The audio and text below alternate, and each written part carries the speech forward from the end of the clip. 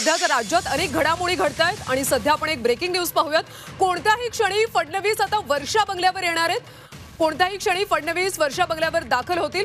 वर्षा बंगल्यावर एकनाथ शिंदे, देवेंद्र फडणवीस आणि अजित पवार या तिन्ही नेत्यांमध्ये बैठक होणार आहे, चर्चा होणार आहे। देवेंद्र फडणवीस आता मुख्यमंत्री म्हणून त्यांचं नाव निश्चित झाले, त्यामुळे आता इतर मंत्रिपद नेमकी कोणकोणत्या पक्षाला जातील हे पाहणे महत्त्वाचे आहे। आणि या सगळ्या मंत्रिपद निवडीवरच आता या तिघांची बैठक होणार आहे। वर्षा बंगल्यावर एकनाथ शिंदे, देवेंद्र फडणवीस आणि अजित पवार या तिन्ही नेत्यांमध्ये बैठक होईल आणि या बैठकीनंतरच हे तिन्ही नेते राजभवनावर जातील आणि सत्ता स्थापनेचा दावा करतील। महत्त्वाची घडामोड सध्या आपण राज्यातली पाहतोय। वर्षा बंगल्यावर फडणवीस शिंदेंची भेट घेणार आहेत। कोणत्याही क्षणी फडणवीस आता वर्षा बंगल्यावर दाखल होतील। काही वेळातच अजित पवार सुद्धा आपल्या देवगिरी बंगल्यावरून वर्षा बंगल्यावर दाखल होतील आणि वर्षा बंगल्यावर या तिन्ही नेत्यांमध्ये महत्त्वाची चर्चा होणार आहे। कुठली मंत्रिपद कुणाला द्यायची या सगळ्या संदर्भात ही चर्चा होणार आहे आणि ही चर्चा पूर्ण झाल्यानंतर हे तिन्ही नेते दुपारी 3 वाजता राज्यपालांची भेट घेऊन सत्ता स्थापनेचा दावा करणार आहेत।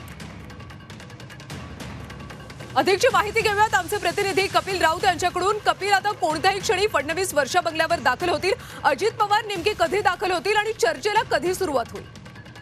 जवळपास काही मिनिटातच सागर बंगल्यावरनं फडणवीस हे वर्षा बंगल्यात दाखल होतील आणि एक 15 ते 20 मिनिटं अजित पवार यांची शक्यता वर्तवली जात आहे। हे तिघही नेते एकत्र आल्यानंतर यांच्यात एक बैठक होणार आहे आणि त्या बैठकीमध्ये मंत्रिमंडळ विस्तार असेल, खाते वाटप असेल आणि उद्या होणारी शपथविधी या सर्व गोष्टीवरती सविस्तर चर्चा केली जाईल आणि त्यानंतर हे तिन्ही नेते निघतील आणि राजभवनाकडे जातील आणि राज्यपालांकडे सत्ते स्थापनेचा दावा करणार आहेत तिन्ही नेते। अशी ही सर्व प्रक्रिया असणार आहे। सध्या तरी सागर बंगल्यावरून देवेंद्र फडणवीस काही वेळात निघतील आणि वर्षा बंगल्यावर येतील।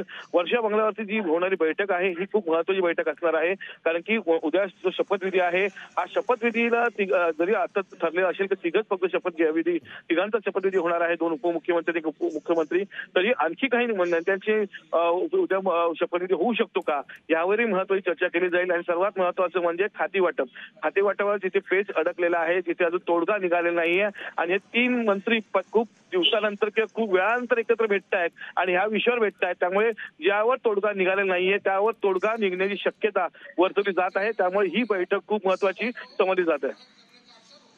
नक्कीच कपिल, धन्यवाद या माहितीसाठी। तर खाते वाटप, मंत्रिमंडळ विस्तार आणि उद्या होणारा शपथविधी या सगळ्या कार्यक्रमावर या बैठकीत चर्चा होणार आहे। चर्चेतून नेमकं पुढे काय होतं हे पाहणं महत्त्वाचं आहे।